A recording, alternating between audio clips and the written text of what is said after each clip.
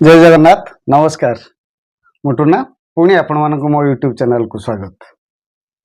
देखंतु समय थिले कथा हवा एवं समय बाहर करी कथा हवा एई दुईटी कथा मध्य बहुत पार्थक्य अछि आज्ञा।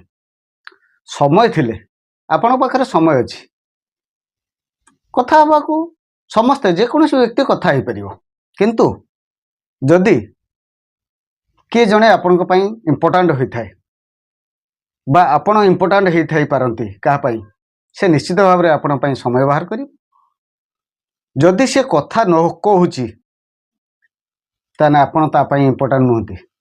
बहाना तो दुनिया प्रकार करी हेबो, हजारे बहाना करी हेबो जे मो पाखरे एया थिला से बेया थिला, मोर मोबाइल रे रिचार्ज नथिला, मो पाखरे समय नथिला, बहाना करबा को हजारे उपाय अछि आज्ञा।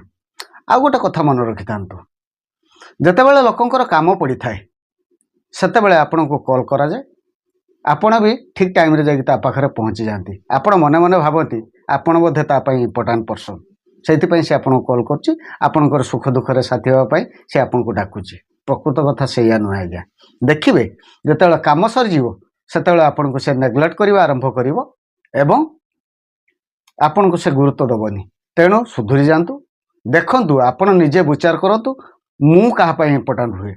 आपणकर इगोटा को हट न होला भलिया कार्य करंतु, आपणकर इंपोर्टेंसटा को अक्षुण्ण रखिया को चेष्टा करंतु। देखिबे सबु दिने ना दिने सुधुरी जीवो। ए कथा ठीक ना नाही आपण थरे विचार करंतु।